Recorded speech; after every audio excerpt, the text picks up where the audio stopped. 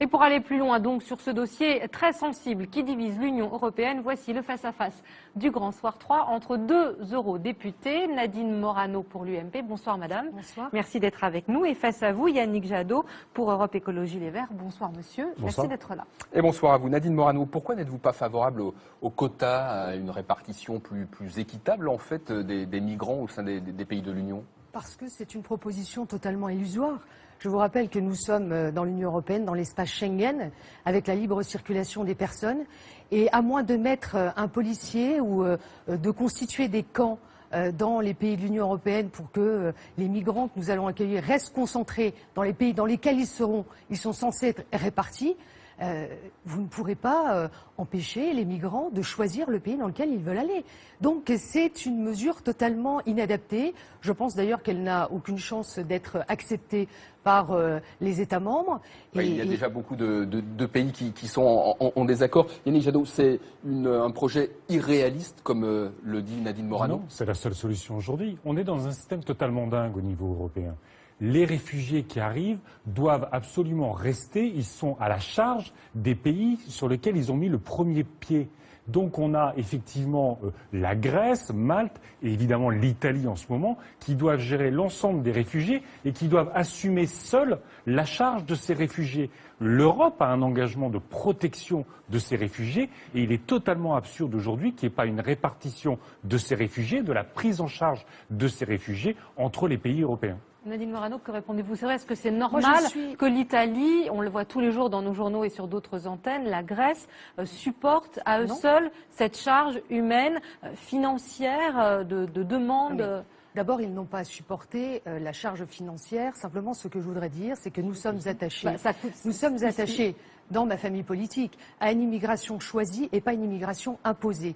La réalité, c'est que pour faire face d'abord à ces vagues migratoires, il faut stopper les flux migratoires. Il faut les stopper. On va en parler, Nadine Morano, mais pour l'instant, ils sont là. Est-ce qu'on les laisse tous en Italie ou est-ce qu'on répartit la charge? Si le seul message... Non, parce que d'ailleurs, de l'Italie, vous savez, ils passent par Vintimille, ils arrivent en France. Il faut arrêter de croire que ceux qui arrivent en Italie restent en Italie. Il y a des flux migratoires dans l'ensemble de nos pays. D'ailleurs, aujourd'hui, la France, comme l'Allemagne, est en train d'assumer une charge importante par rapport à cet accueil. Et il ne faut pas oublier qu'après ceux qui déposent une demande d'asile, ils sont environ 65 000 à le faire, les 2 tiers sont déboutés de ces demandes d'asile et pourtant 9 sur 10 vont rester sur le territoire français. Avons-nous les moyens d'accueillir et d'intégrer ces personnes? Je dis que la France ne peut plus, comme cela, accueillir des migrants sur son territoire. La réponse de Yannick Jadot, mais un instant, vous parlez de votre famille politique, Jean-Claude Juncker, sauf s'il a beaucoup changé depuis quelques mois, il est quand même Moi, je du vous parlais PPE. de l'UMP.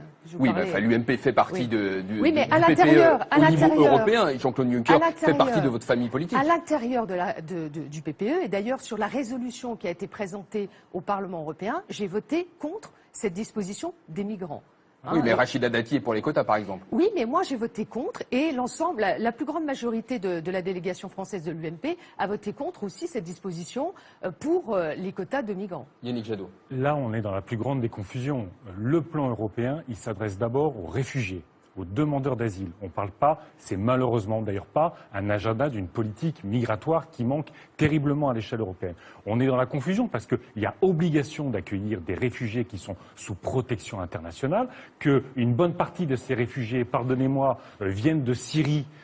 Le Liban accueille 1 million de réfugiés, 25% de sa population. La Turquie accueille 800 000, la Jordanie 700 000. En France, on est à 500. Et excusez-moi, mais il n'y a pas si longtemps, quand vous étiez ministre, vous étiez à côté de Bachar el-Assad à la tribune le 14 juillet. La Grande-Bretagne, qui refuse d'assurer de la solidarité, a participé avec Bush, avec les États-Unis, à une entreprise de déstabilisation complète de la région de l'Irak et de la Syrie. Et maintenant qu'ils ont totalement déstabilisé la région, qu'ils ont mal fini l'intervention en Libye, au fond, Il n'y a plus de responsabilité, on est juste des égoïstes et on ne participe plus à la solidarité internationale. Je voudrais pouvoir lui répondre parce que c'est pas une question d'égoïsme. Moi, je voudrais que M. Jadot nous dise très concrètement en France comment il fait pour offrir à ces personnes un logement, parce qu'aujourd'hui des bidonvilles sont en train de se constituer, vous le savez très bien, en plein Paris. Par an, attendez, à l'époque des boat people de Cambodge, du Vietnam, on en a accueilli 130 000. Êtes-vous en capacité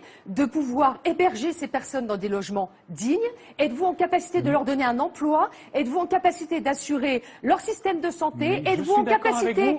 Vous avez les moyens de le faire? Vous allez le dire aux Français, ça? L'Europe est le continent le plus riche de la planète. Les richesses sont très inégalement réparties, mais l'Europe est le continent le plus riche. On a des gens qui fuient la guerre, qui fuient les dictatures. Ils traversent, pardonnez-moi, ils traversent le désert, ils sont violentés, ils sont rackettés, les femmes sont violées. Au péril de leur vie, ils veulent avoir un espoir de survie, ils prennent des bateaux sur lesquels ils ont un risque effroyable et vous dites que la France ne peut pas accueillir 2000 réfugiés par an. Bien sûr que la France a les moyens. Bien sûr que la France a les moyens, mais elle a un devoir de le faire. C'était une citation de Michel Rocard, mais la fin de la citation, c'était « mais la France doit en prendre sa part ». On regarde les chiffres. Mais la France en prend sa part. Oui, on regarde les chiffres parce que Yannick Jadot parlait des réfugiés syriens.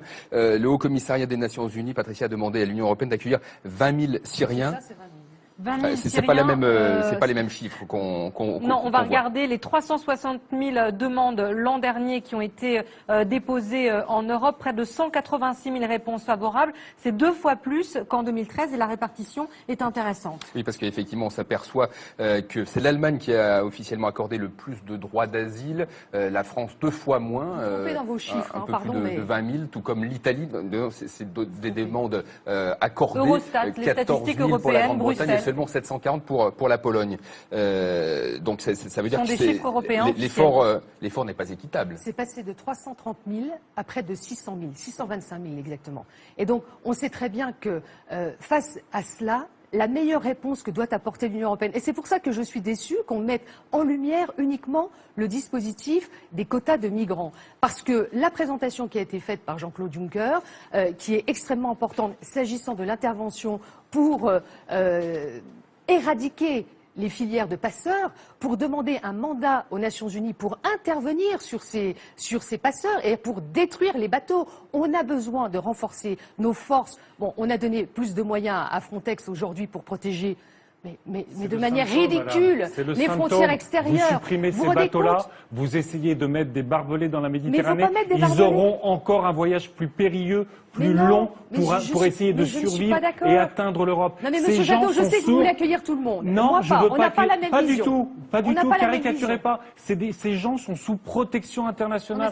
Ils méritent. C'est vrai qu'on en parle, certains pays l'ont évoqué, les Américains en ont parlé. Est-ce qu'on laisse effectivement partir de Libye et venir en Libye converger dans ces zones de non-droit tous les gens qui veulent fuir la guerre, la misère? Vous laissez ce trafic d'êtres humains?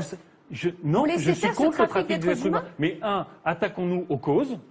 Quand on signe des contrats d'armement avec le Qatar, dont on sait qu'il a financé l'extrémisme et qu'il continue à financer l'extrémisme en Libye, quand on joue avec un certain nombre de pays et que d'un seul coup on soutient des dictatures, d'un seul coup on s'aperçoit que ces pays deviennent un chaos où les gens n'arrivent plus à vivre, eh ben nous avons une responsabilité, un moment de solidarité, comme d'autres pays ont accueilli des Français. On était il y a quelques jours à commémorer le 8 mai 45.